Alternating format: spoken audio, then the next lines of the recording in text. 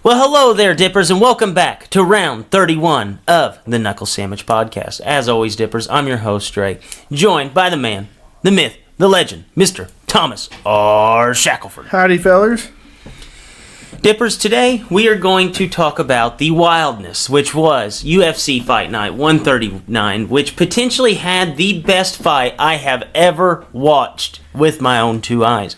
Dippers, we will even break down the card ahead of us with UFC 140, which will actually be in Argentina. So it'll be a very interesting card, not a ton of big names. We'll basically only talk about the top two fights, kind of some guys that really, whenever they kind of jump off the page at you compared to all the other fights on the card. But before we get to any of that, I am ready to break down the fight of maybe the century between Yair Rodriguez and the Korean Zombie.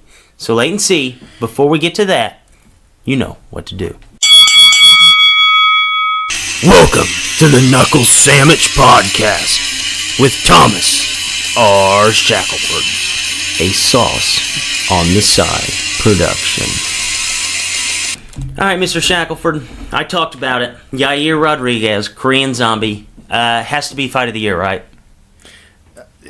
And definitely finish of the year, probably top KO, wild KO ever, and fight of the year, I'm going to say yes. Yeah, I think that this absolutely has to be fight of the year. You did pick Yair. You said that there wouldn't be any question of his heart.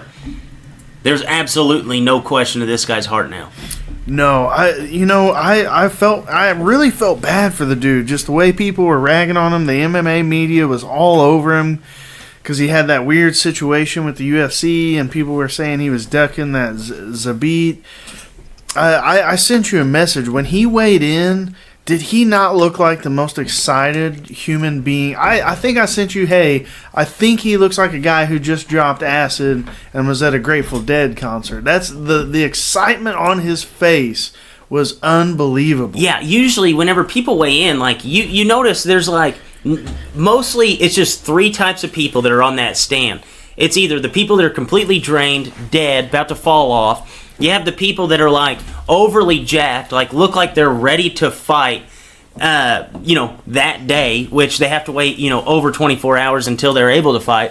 And then the biggest rarity, I think, in MMA, and it's usually by the guys who get thrown on a second last card that have never been in the UFC before. They look just excited to be there. Like, they look like they're the guys that are complacent just to be on the card.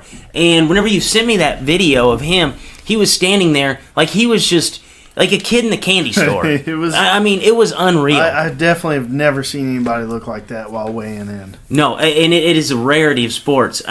So what do you think about this fight? What went right for Yair Rodriguez, and how was he able to pull this off?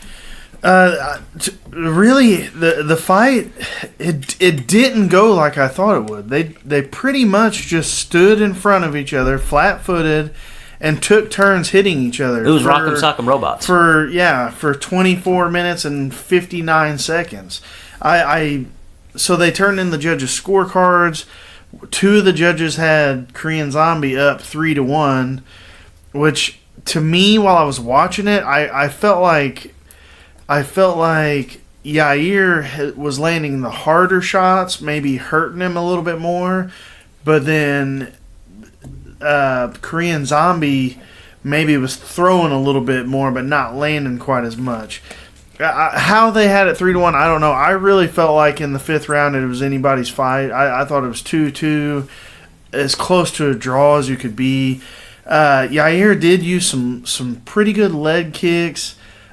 He evaded a lot of the big punches by the Korean Zombie, which I told you guys that the Zombie's mostly a puncher.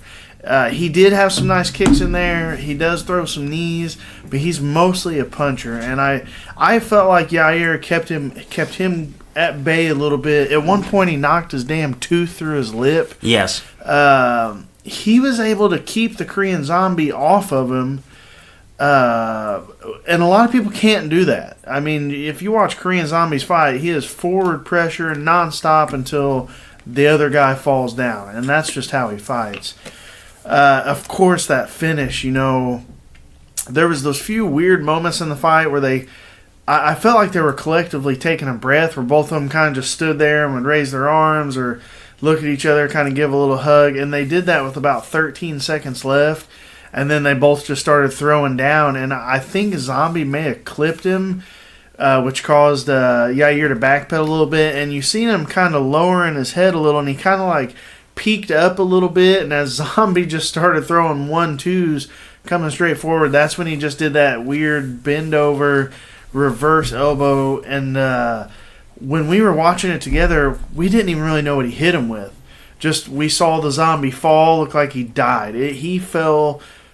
He was out, and they had to show it on replay for us to even see what it was. Yeah. It was hands down the wildest KO I've ever seen. Yeah, and the bummer is that a lot of people are just going to watch basically that GIF. Like, this is a fight turned to GIF, and people are just going to watch that 3-second clip of him getting knocked dead, and they're going to miss a whole 25 minutes of these guys just absolutely drumming each other. And it was back and forth. And like you said, I like when fights kind of take that route like this fight did, where the guys kind of just take the breath together and they understand, like, hey, let's take this 5 seconds so we can put on a whole nother 2 minutes of a show. And I was completely okay with that. Some people get turned off by that, but I would rather see that than one guy try to take his break while the other guy's coming in at him. Like, that just makes for a sloppy fight. Like, this was just beautiful. We've seen it. Essentially, you get those fights that are like a high school heavyweight wrestling match where instead of just stepping back and be like, hey, I need a breather, the two dudes just lean on each other, and it's just known what you're doing, but the crowd doesn't. They're like, oh, this is some, you got Rogan, this is some grueling inside clinch work, and we're watching like, nah, man, they're in 50-50 over-under position laying on each other, just, they're taking a breather. Yeah. So they kind of skip that. They're just like, hey, look, man, just give me 10 seconds and we'll get back at this. Yeah, I think that this is maybe the best fight I've ever watched. I think I can put it up there. It's one of them. Yeah. I mean, I've seen a bazillion fights, but this has got to be one of my favorites. Yeah, whenever people come at me and they say, like, what's your favorite fight you ever watched? Rory McDonald versus Lawler, and then Yair Rodriguez and Korean Zombie have this fight is going to be up there. Yeah, all time. For sure. Such a great fight. So you got your locked dog of the week, Mr. Cowboy Cerrone. Well, I was going to say, we actually won. Yair was a dog on that. Yeah, I think you went 4-2 this week. So and two of them were dog picks. 2 dog picks. We did pretty good. Yeah, Yair Rodriguez was a dog. Cowboy was actually a bigger dog. Able to pick up. I didn't understand that at all. Like, even whenever you and I talked about it, we're like, no matter where this fight goes, Cowboy is better. Yeah. Like, is standing on their feet, we felt confident with Cowboy, and everybody was talking about how, if this fight's on its feet, Mike Perry can finish this fight at any time. That didn't go that way. What did you think about that fight? It went essentially exactly how I thought it would. Cowboy was doing better in the stand-up. He was hitting some jabs, hitting some leg kicks. He actually they kept saying, oh, he tried to take Perry down, but it got stuffed. He wasn't really trying to take Perry down. He was in his range with those jabs, and then as they got closer, instead of staying in tight and maybe catching some of those big bombs from Perry, he essentially went to what I said, that 50-50 clinch position where he could just land some knees, stay safe, and he did that a couple times. And then in one of those times, Perry actually locked up that double unders, that bear hug, and he took Cowboy right down. And I think maybe you said it while we were watching, like, I think he wanted that. Well, he did, because he scrambled. Perry got to side control, right to side control. Cowboy did a little scramble, ended up on top, threatened the back for a minute, was comfortable going down, and Perry, he's a fish out of water. He's a purple belt in jiu-jitsu, and I'm not calling out his jiu-jitsu coach. I think they say he's pretty well, but I mean, he pretty much just fed Cowboy that armbar. Yes. He pressed up on his chest, high on his chest, ass way up in the air. Cowboy just slipped a little armbar on, and Perry even had the opportunity and was sort of in the position to get out of it pretty easy. Didn't make the right moves and got his arm ripped off. Yeah, I was actually... The position that Mike Perry went for, it looked like he was a 4-year-old wrestler trying to get his first pin. Like, he was just like, I'm gonna pin his shoulders down. Yeah, for you guys that have never seen that, that's when these little kids will just extend their arms on the other guy's shoulders and say, lay there. Yeah. And in jiu-jitsu, that's a really good way to catch an armbar. And that's exactly what happened. So there were several good fights on there. Jermaine Durandamy able to pick up the decision over Raquel Pennington. Beneil Dariush picked up the win over Thiago Moises. And actually, one of the only fights you had lost, Violent Bob Ross, lost a very, very close decision. Reports are coming out now that Violent Bob Ross is now going to be dropping weight classes. Wants to fight Artem Lobov. What's he? Man, he's thin. He is very thin. I hadn't heard that. He's real thin. I don't know if I like that. I don't think one loss you should potentially die to go down. Yeah, I want to fight Artem Lobov because I know I'll make a lot of money and hell, I may be able to hang in there with him, but I'm not gonna kill myself to make that. Have we seen a guy that's 6'3" fight at featherweight? You know, James Vick is probably close. I was gonna say is Vick 55? Corey Hill, maybe. You remember him, the Ultimate Fighter guy that brutally broke his leg in the octagon? Oh, yeah. He was like just sticks, though. Yeah. I think he fought 45, but he was never the same after that. I mean, he never recovered after that. I think that might be... I don't know what his weight situation's like. I hope not. But knowing that he's 6'3", I don't think he should be scared off after one loss. No, man. Because, I mean, it was a close fight. I liked that fight. I thought... That VBR is what I like to call him. I thought he could have potentially won that fight, but super big bummer. I don't want to see him drop. So another little tidbit of news that came off of the 139 card. Cowboy Cerrone actually posted a picture on Instagram. It was a picture of Conor McGregor, picture of Cowboy, saying that that's the fight that he wants next. And Cowboy, with his great words, said, I know a guy. Yeah. I love it.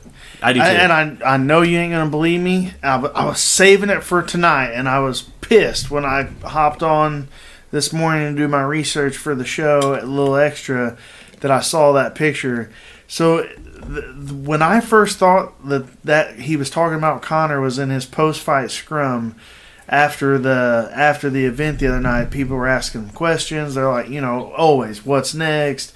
All this, and he kind of talked a little bit about the Winklejohn thing. He kind of talked a little bit about just some different things about bringing his son in the ring, his grandma. But then somebody said, well, what's next for you? And he said, well, I can't make it more clear. I'm going back to 55. And they said, okay.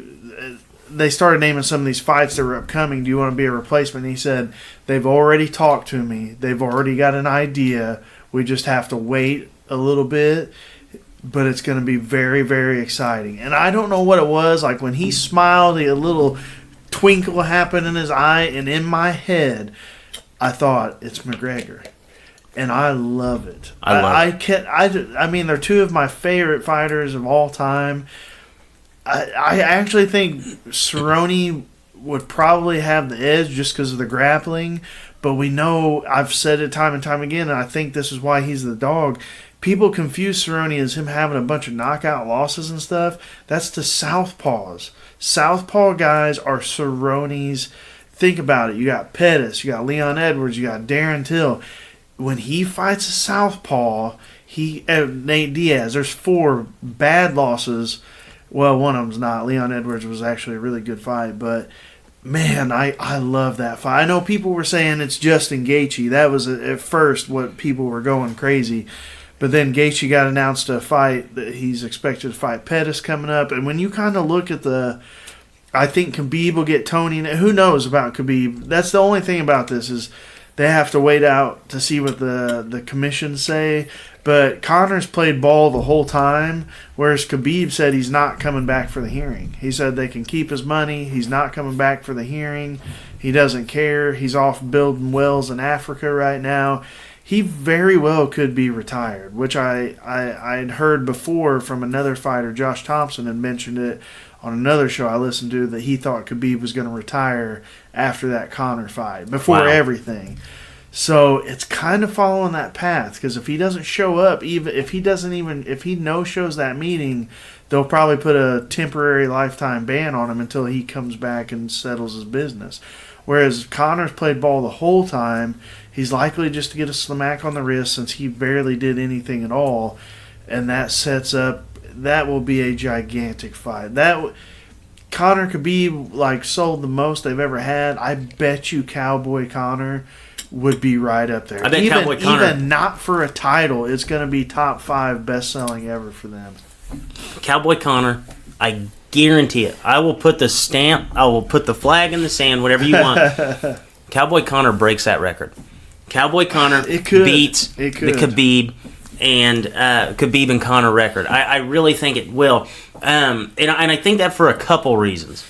One, the people who love the Flash. The people who love the flash of Mystic Mac, the people that are in love with all the aura of McGregor, and they just kind of like the flashy stuff from McGregor, they're going to be buying this. Oh, yeah. And then you look at the exact opposite. Who is the farthest thing from Conor McGregor? It's Cowboy Cerrone. I'll take a fight anytime, anywhere, any night. Well, Conor's that way a little bit, too. Conor has that dog in him. But I see what you're saying. You got the one who's only fought 2 times in 2 years, and they're gigantic paydays, where you got Cowboys just chipping away, fighting anybody and everybody all across the world. It's gonna be gnarly. I hope that's the fight. I do too. Again, I've said it before, who gives a shit about titles? Just make the most fun, biggest fights you can possibly think of, and this one is for sure up there. I think so as well, and I would love this for Cowboy Cerrone, for a guy who's taken some crazy fights that 99% of the UFC would not take. Like, hey, we need you to fight on the undercard next week in this just terrible fight. Yeah. And he takes it. Yeah. And you get the opportunity to come in, a guy who's basically, he may match his career earnings in one fight, and I would love for Cowboy to do that. Yeah, he would. There's no doubt in my mind that this would be $4, $5, $6 million payday for Cowboy. Yes, I agree, and I think that a lot of people would be in on this fight, and I think that this card, I think there would be a bigger draw for this card. I think that, with the Black Beast being on the last card, that was one of your bigger sellers, but the Black Beast isn't as big of a name. He's a big name now because of the Conor McGregor thing, and because he fought on one of those cards. But I think that this card will have a bigger sell, and I don't know who they're planning on putting on there, but I really think Cowboy McGregor is the fight to make, and I think that would crush it. From Cowboy, we'll go. What's next for Yair Rodriguez? Because his post-fight speech was one of the most bizarre things I've ever seen. Most guys, they grab the mic, they're calling out anybody. I think he's just one of those guys. He comes from those deep Mexican roots. A lot of those, if you've never been around a Mexican dude, most of the time they're quiet, they're humble, and he just comes from that background. And he comes from the true martial artist background. So when they keep asking him to call people out, that's just not his personality. But I think his flair is when he fights. And not all dudes can take the mic like a DC or a Conor or even a Cowboy. Sometimes I don't think they should shove. They should just say, hey, how do you feel? Amazing fight. You did great. Don't ask him, because a guy like Yair is going to flop in that moment. And he did. But what I thought was interesting about it is that he didn't just say make whatever fight. The words that I heard from him was, I just want to be happy. Yeah. And he took all that time off, and people speculate what it is. I don't think the dude was in a great place, but now with this win, and he seems legitimately happy. Like, you saw him on the scale, and we talked about it. He was happy, and he didn't call anybody out. He had the opportunity of a lifetime. Basically, they would have inked the fight that night after that fight, the way that he just put on an absolute show. What do you think would be next for him? You know, looking at the rankings, he's 10, and just so you know, so at this point, a lot of people are still saying that he's ducking Zabit, the Magomed Shapirov guy. I don't think he's ducking him, but Zabit's ranked 15 right now, and Yair's 11. So, for Zabit, he really wants that fight, and after that little bizarre thing, Zabit went on Twitter and was like, this guy's never going to call my name. No, I wouldn't either. You're a tough fight and you're ranked 6 guys behind me. You want to fight up, not down. So for Yair, looking at the rankings, there's the Alexander Volkanovski, who people may not recognize, but I picked him several fights ago. He's a killer. I think his nickname's The Great, Alexander the Great Volkanovski. Josh Emmett, Mirsad Bektik, but the two that poke out at me, the two that are just right there peeking at me the most are 7 and 6, Cub Swanson and Jeremy Stevens. I love both of those fights. I think Bektik, Emmett, and Volkanovski, even though they're ranked higher than Yair, and honestly, I think Volkanovski is probably the sleeper in that whole division. He's the dark horse that I think could take everybody in that division. I really think that a Cub and Stevens fight with Yair would be insane, and I think it would do great for all 3 of them. Yeah, I agree. I think that right in that, I would even, coming off of a win like that, and the UFC basically is going to get the most out of Yair at this point. I know that Renato Macchiano is ranked way above him, but I think that could be a hot fight, just basically like jump on it while the other guy's hot, because a lot of people do remember Macchiano, the way that he was able to finish Cub Swanson basically just with a jab. And then you had the highlight reel finish of a century on the other side of the coin with Rodriguez. So I think that could be a potential matchup. I don't know if they're going to jump him up that high, but I absolutely love Cub Swanson, Jeremy Stevens, because both those guys, they carry a name. Yeah. And Yair Rodriguez, who's working his way back in. Those dudes are both coming off losses also. Yeah. TKO losses. Who did Stevens fight that knocked him out? Man. Oh, it was Aldo. Aldo TKO. It was Jose Aldo. So you're looking at it. Yeah, you're looking at that division. Edgar's hurt. Aldo just came off fight. Ortega and Holloway are booked.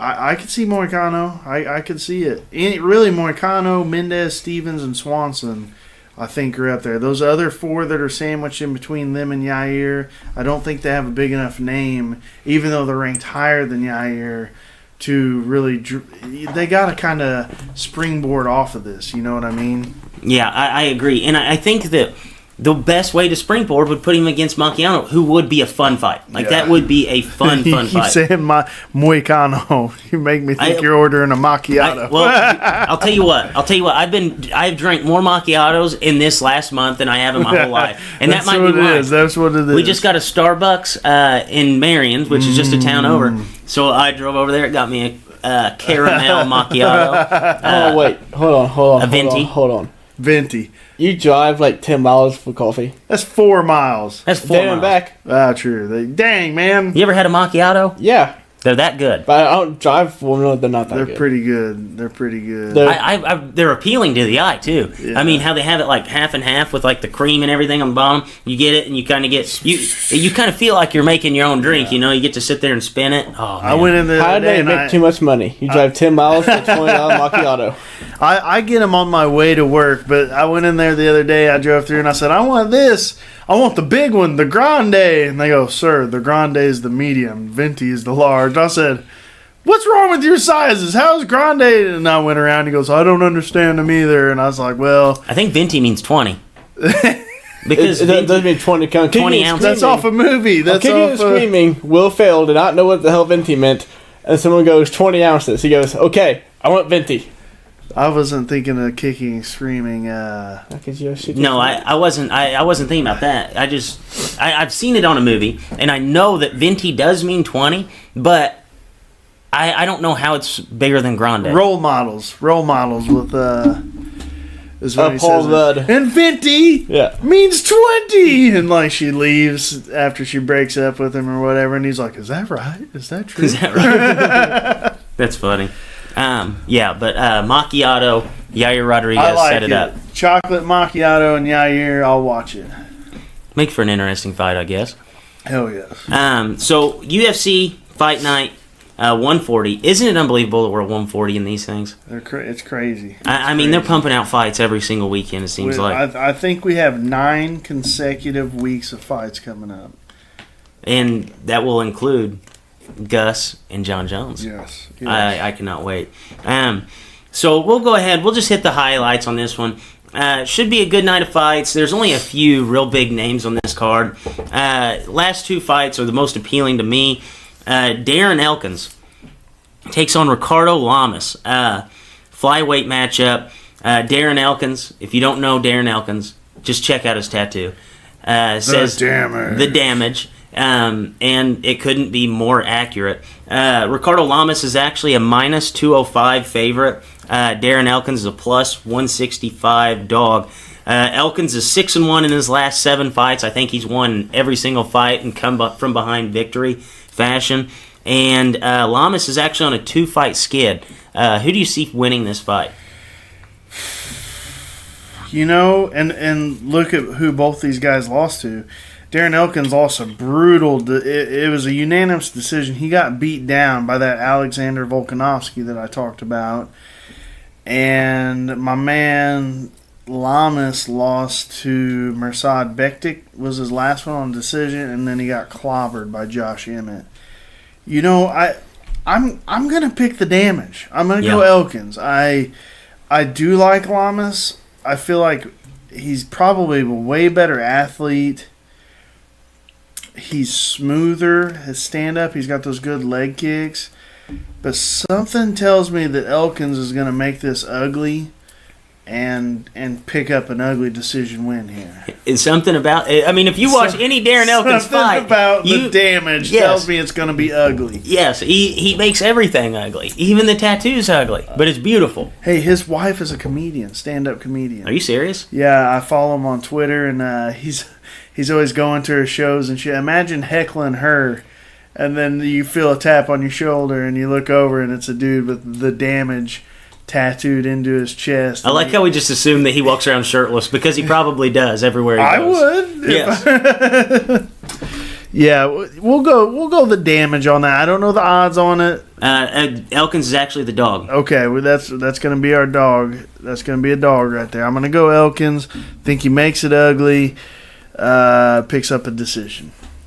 All right, and we'll go to actually the headliner of this fight, a guy that we have talked about 100 times. Always said he's the ultimate Dr. Jackal, Mr. Hyde fighter. Neil Magny opens as a plus 245 underdog to Santiago Ponzinibbio, who is a minus 315 favorite. That's actually one of the most fun names to say. The Pons. And one of the articles I wrote, I didn't want to type out Ponzinibbio, so I just called him the Pons. The Pons. Like the Fonz. Yeah, he needs that tattooed on his back. The Pons. Who do you like in this fight? Pons is actually on a 6-fight win streak. Yeah, but if you look at his fights, I told you earlier, look, guys, some of these odds aren't right. There's no reason Perry should have been that big of a favorite over Cowboy. There's no reason Korean Zombie should have been that big over Yair. And there is no reason Ponzinibbio should be a favorite over Neil Magny. Neil Magny's been proven to be one of the better guys in the division, in the UFC, for a long time. His slip-ups are against the best guys in the division. Absolutely. The best. Ponzinibbio's last fights were Mike Perry, who, although I love him, and he's a hard-hitting fighter, and I hope he stays in the UFC, he's lost 3 in a row now, I believe. He beat Gunnar Nelson. I just told you he damn near poked Gunnar's eye out, and Gunnar didn't tell the ref. Ref didn't see it. He just fought on. He hasn't fought since because his eye's been so hurt. He's got a win over Court McGee, Zach Gummings. His wins are all against lower. I don't. And this ain't a knock on these guys. They're on the lower half of the division. He's a good fighter. He probably does have a little bit stronger punch over Neil Magny. But this, to me, is a bet the house. If you got $100 to spare, put it on Magny. I don't see any way he loses to the Pons. I don't see no way. For real. You rarely say that. For real. I never tell people to spend money. I don't even like you betting on my picks, even when they're good picks. But this, I guarantee a Magny victory here. Thomas R. Shackelford's Lock Dog of the Week. I like it. I love it. I think Neil Magny, I think a lot of him. Like, anytime he's fighting, like, I think, he has a chance. And, I was looking at some of his most recent wins. I mean, he's 13-3 since 2014 began. He's been put through the ringer, man. But, yeah, Johnny Hendricks, Carlos Condit, Hector Lombard, Kelvin Gastelum, Eric Silva, beat all those guys. And his 3 losses have been against the very, very, very top RDA, Damian Maia. The only one that he's actually got like a TKO loss was against Lorenz Larkin. And if you guys don't know Lorenz Larkin, that dude's a killer. I think Lorenz Larkin's the last guy who beat Ponzinibbio, too. Is he really? I think. I could be wrong. But the guy's really tough. He's also had some ups and downs, but he's one of the best in the world. He's fighting in Bellator now. But, yeah, look at that list. I mean, he fought Eric Silva when steroids were legal. And we all know the story of Eric Silva. Dude was a monster for, like, his first 4 fights in the UFC, and then USADA came in and he went 0-55. It just the guys Magny has fought are so insanely higher level than Ponzinibbio. I cannot believe these are one of those ones I can't believe the odds. I lied. Don't bet $100. Don't bet the house. But I guarantee it's going to be a win. You bet your own money on your own time, but I'm telling you, this is going to be a Magny win. Yeah, I agree with you. And this is one of the ones that I was very shocked to see with the odds. Because whenever we were first looking at the card, like I kind of just ran through how it would go in my head. I see a way that Ponzinibbio can win, but I don't think... I don't like it as much as what I like from Neil Magny. He does have a strong punch. He will be the harder puncher in there, but... Magny's a Swiss Army knife, man. The only guys that beat him are the best. Damian Maia took him down, tapped him out pretty quick. RDA did the same thing. Ponzinibbio's not a ground fighter. He's a mostly stand-up guy who will get some takedowns here and there. He's pretty smart, got an okay fight IQ, but he ain't Neil Magny. Yeah, I agree. So, guys, actually, you can parlay those lock dogs, and it would be a killer payout. Yeah, 2 dogs, man. Yeah, right 2 dogs. We only picked 2 because we don't know anybody else on the card. Yeah, no, this card gets pretty deep. It gets pretty deep. So, anything else this week from the MMA world that you want to talk about? Did we mention Askren got his fight? Oh, I forgot about that. Yeah, Ben Askren. I think it's in January, it's right? It's going to be against Robbie Lawler. He was one of the 3 guys I said I thought that would be there. Tough fight. Good call. Tough fight. Robbie can wrestle better than most people think. Maybe we did talk about it. I don't know. We haven't talked about them actually inking the deal yet. Oh no. Okay. What else? No, nothing else. I mean, you got the Gus Jones coming up. Next week, Ngannou versus Blades is coming up. Curtis Blades, former guest. Yeah, former guest on the Saucy Pod. What episode was that, Leighton? He can't remember. 369. Check it out, the Curtis Blades interview. What 47, else? I think. One thing I did read. Brock Lesnar apparently maybe inked a new deal with WWE, which made me think that DC Brock fight's not going to happen. So we might be looking at a Stipe DC coming up. All right, maybe DC can weigh in at like 295 this time. Good God, man! That he needs to get in shape. Yeah, Rulon Gardner needs to be giving him a call because he's well on his way. Oh my God! If you guys haven't seen Rulon Gardner, that's the epitome of a drop off. That's a drop off. That's falling off a cliff. Curtis Blades interview occurred on episode 50. Episode 50 of the Mothership Show. Pretty good little interview.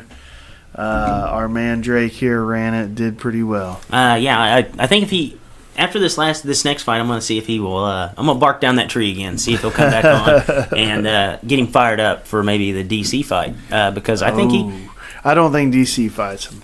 He wouldn't want to. No, again, this is like the Yair versus Zabit thing. Like, you don't want to fight that 28-year-old young, hungry giant lion when you're getting ready to retire. You want to get the most money you can and get the odds in your favor. Yeah, no, I agree.